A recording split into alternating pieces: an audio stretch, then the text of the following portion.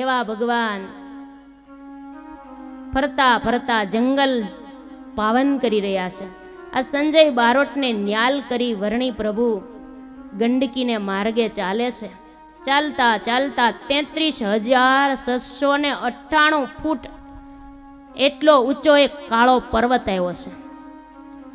એવું ગીચ જંગલ આવ્યું. એ જંગલની અંદર 18-12 વનસ્પતિઓ હતી. સામ સામા વૃક્ષોથી માર્ગ પણ દેખાય નહીં એવું જંગલ છે.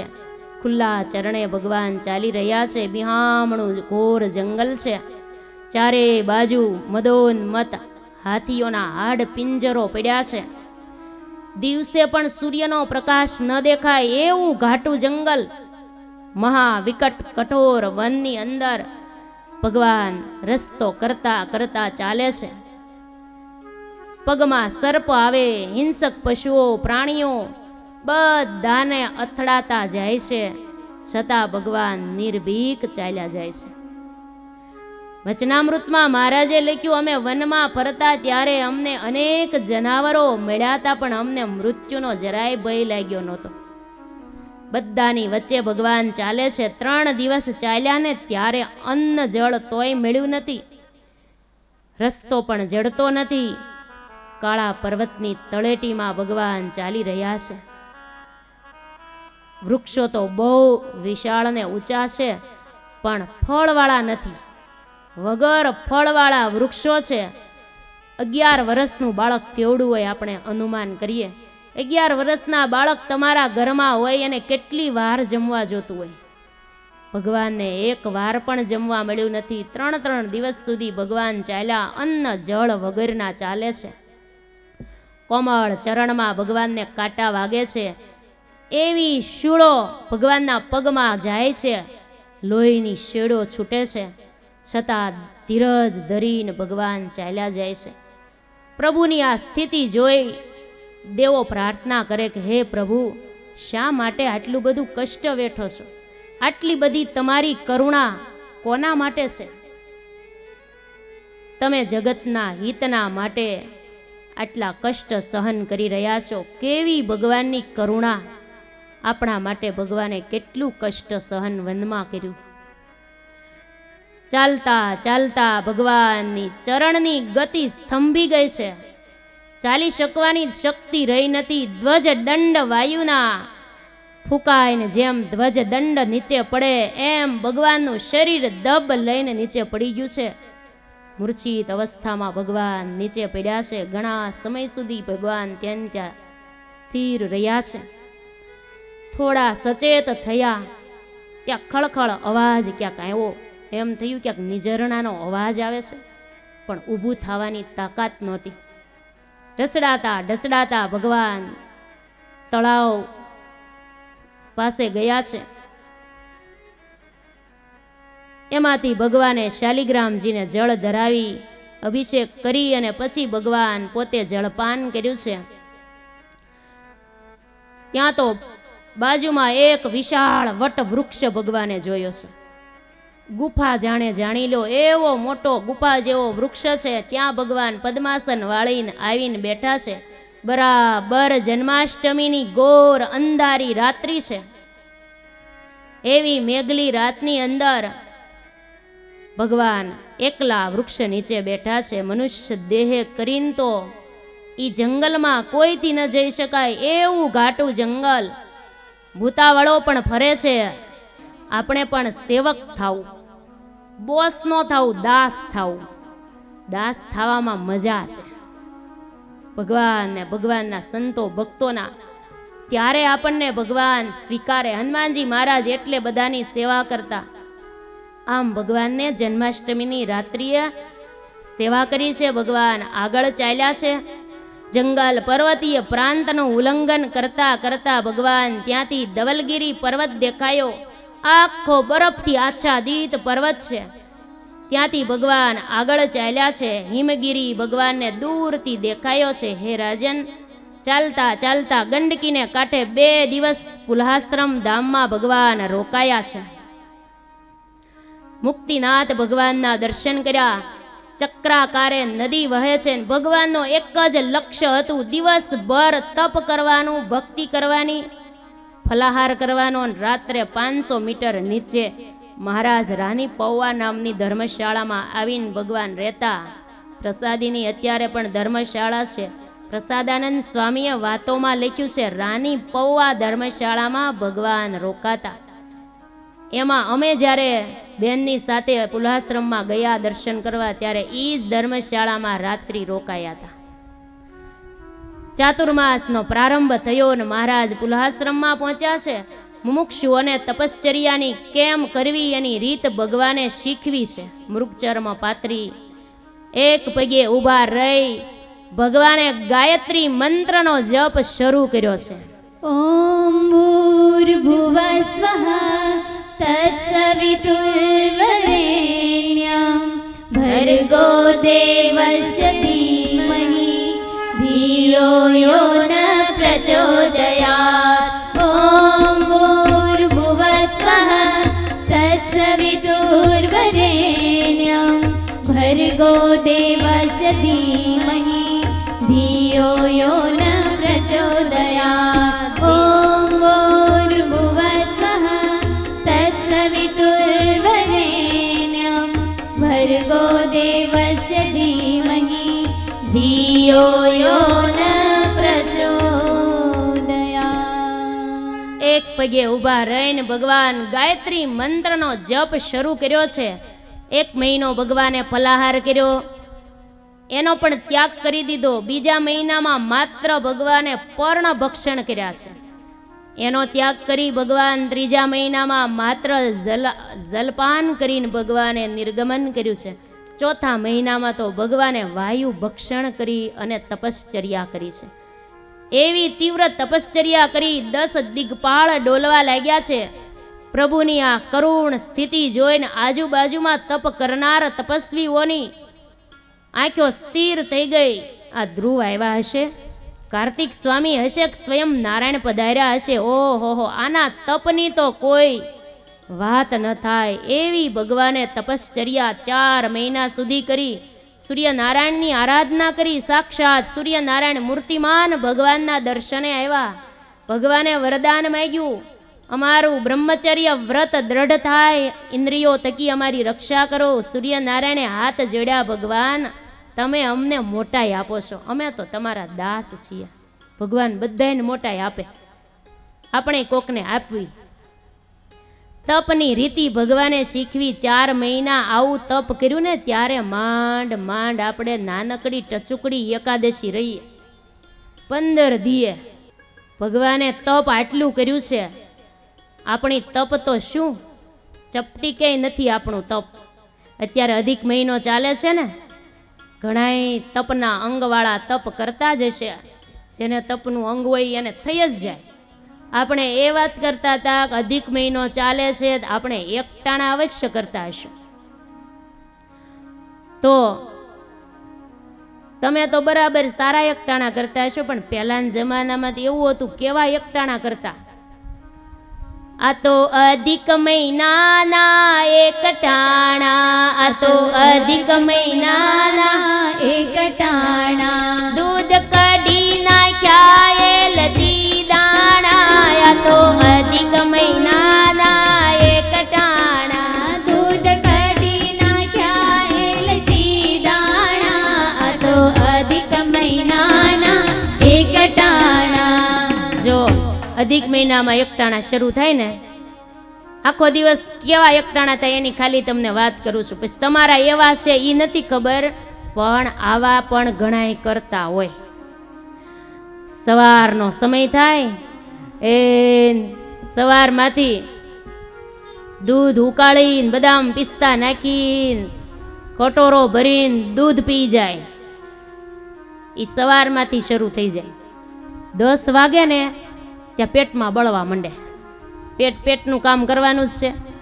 શીંગના દાણા ગામડામાં પેલા એવું હતું ને, અત્યારે તમારે બધી પ્રકારનું ફ્રૂટ ને બધું ફરાળ મળી રહે, પણ ગામડાના માણસોને પેલા મળતું નહીં ને, એટલે શીંગના દાણા શેકીને શીંગ ને ગોળ થોડુંક ફરાળ કરી લઈને ત્યાં બપોર થઈ જાય. એમ એમ કરીને ધીમે ધીમે તપશ્ચર્યા કરતા કરતા મહા મહેનતે બપોર થાય અને બપોર ત્યાં રસોઈ તૈયાર થઈ ગઈ ને વાટ જ જોતા હોય ક્યારે બને ને ક્યારે જમવા જાઓ, કેમ કે મારે એકટાણા રહ્યા ને તોય બધાને એમ જ કીધા કરે હો મારે એકટાણા છે હો.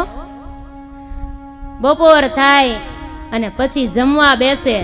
થયા બપોરને 1 ડઝન રોટલી, થયા બપોરને 1 ડઝન રોટલી, એ સાથે દાળ ને ભાતના છે ભાણા, આ તો શ્રાવણ મહિનાના એકટાણા. સાથે દાળ ને ભાતના છે ભાણા, આ તો અધિક મહિનાના એકટાણા, આ તો અધિક મહિનાના એકટાણા.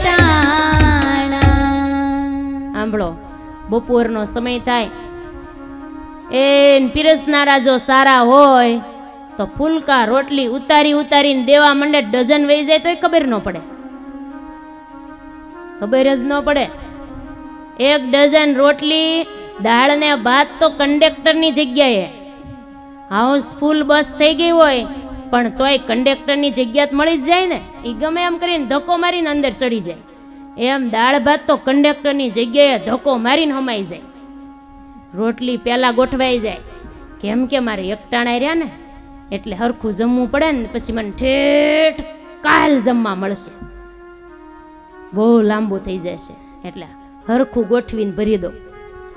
એમ કરીને બપોરે એવું ભરી દે ને પાણીની જગ્યા ન રહેવા દે, નહીતર શરીરમાં આપણે 3 ભાગ હોય, અન્ન, પાણી અને હવા.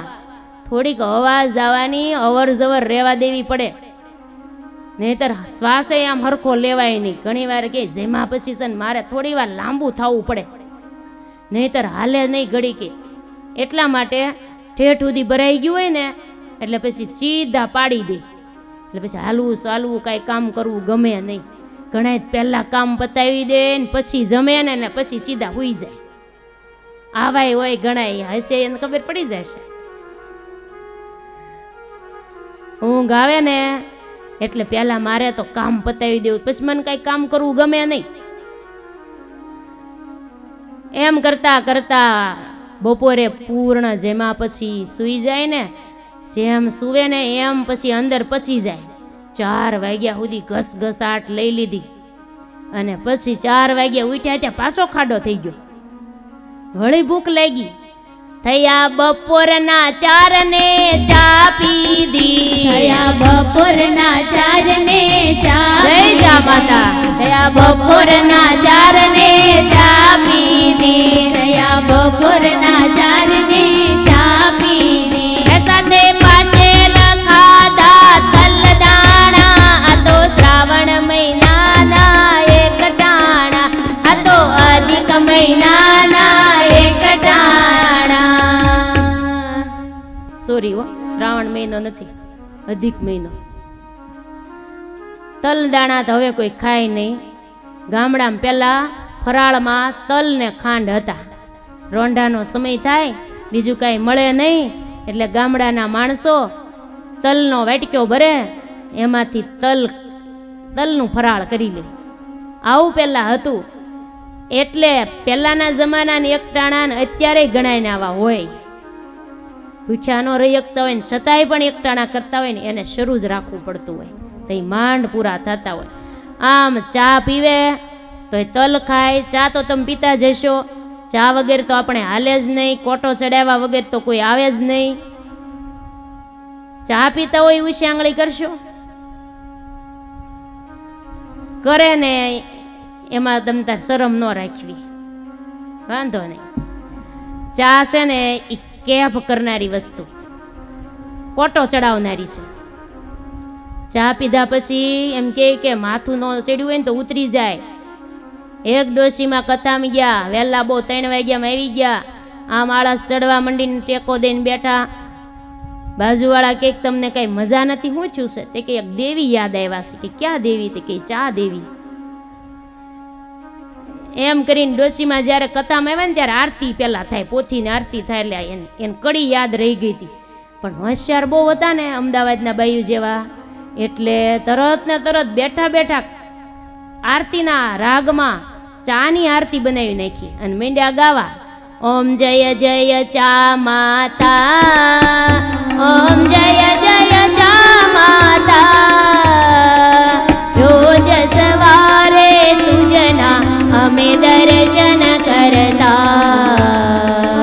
ઓમ જય જય ચા માતા, ચા મોરસને પાણી સંગ રહેતા મૈયા, પાણી સંગ રહેતા. તપેલીને સાણસી કકડે, તપેલીને સાણસી કકડે, ગેસ ઉપર બેસતા. ઓમ જય જય ચા માતા, ચા પીને મૈયા કંટાળો મને દૂર તાતો. હું બહુ હરખાતી. એવી છો તું દયાળી, એવી છો તું દયાળી, માથું ઉતારનારી. ઓમ જય જય ચા માતા, ઓમ જય જય ચા માતા. બોલો ચા માત કી. પણ તોય હુવાન ટાણું છું ને ત્યાં પાછી ભૂખ લાગી. વળી 10 વાગ્યા ને ત્યાં પેટમાં બળવા માંડ્યું. દીકરાને વહુ હોય દીકરાને વહુને કીધું, ઘરમાં જે કોઈ હોય એને જઈને કીધું કાંઈ થોડું ઘણું પડ્યું છે, થોડીક ભૂખ લાગી છે. કેમ કે મારે એક ટાણા રહ્યા ને એટલે પછી મને ભૂખ્યા ઊંઘ ન આવે ને, એટલે થોડુંક હોય તો અંદર થોડુંક જાય તો ઊંઘ આવે ને. ઓલું ગયું એ બધું. અને પછી તો દીકરાને હોવે કીધું બધુંય હવે કાંઈ નથી, એક દૂધ મેળવવાનું બાકી છે તો પછી એક ગ્લાસ ભરી દો, દૂધ પી લઉં તો હરખી ઊંઘ આવી જાય ને. એક ગ્લાસ દૂધનો આપ્યો, દૂધ પી ગયા, પછી શાંતિ થઈને પછી સૂતા. ઘસઘસાટ ઊંઘ આવી ગઈ. આવા ને આવા દિવસ 1 મહિનો સુધી અધિક મહિનાના એકટાણા કર્યા. અને પછી તો ભગવાન અધિક મહિનો પૂરો થયો એટલે તપના ફળ દેવા માટે ભગવાને ડાયરી પેન લીધા હાથમાં. ક્યાં ભગતે કેટલું તપ કર્યું ને કોને કેટલું ફળ આપવું. ભગવાન જોતા જોતા જોતા એવા અમુક ભગતે તપ કર્યું હોય ને ભગવાન કે મને આવા ભગત ક્યાંથી ભટકાણા, આ તો અધિક મહિનાના એકટાણા. ભગવાન કે આવા ભગત મને ક્યાંથી ભટકાણા. પછી તો 1 મહિનો પૂરો થયો ને હે ત્યાં તો જેમ પાણીમાં ચણો હુકાય ને એમ હુકાઈ ગયા. પાણીમાં ચણો હુકાય એમ હુકાઈ ગયા. કેમ છું આવા તીવ્ર તપશ્ચર્યા 1 અધિક મહિનાની કરીને તોય ઘરના આડો હાથ રાખે. હો બાપા એકટાણા કરે છો એનું ધ્યાન રાખજો. એકટાણા કરે છે તો આપણે કરતા એ તપ કરે છે. એમ કરતા કરતા પૂરા થાય. ભલે કાંઈ વાંધો નહીં, તમે આવા નથી કરતા પણ આ તો ખાલી વાત કરી. તમે બહુ સારા કરતા હશો, એક જ વાર જમતા હશો, ધીમે ધીમે થોડું થોડું જ ફરાળ લેતા હશો.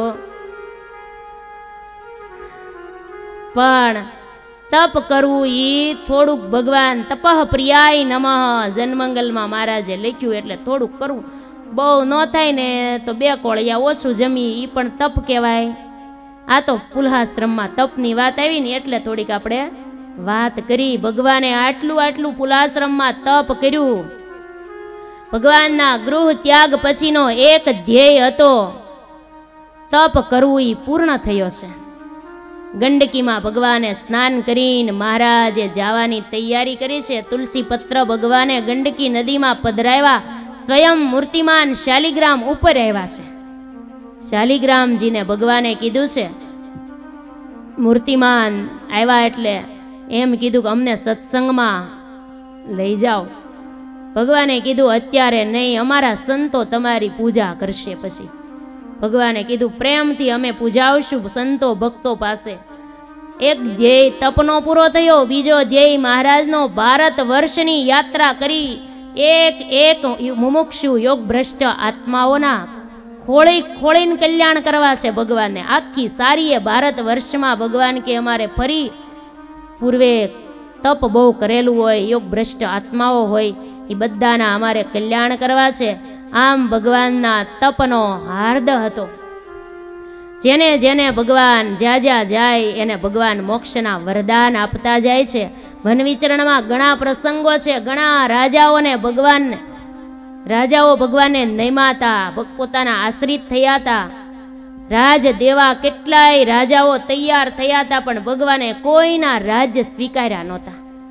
કોણે કોણે રાજ્ય દેવા તૈયાર થયા હતા? એક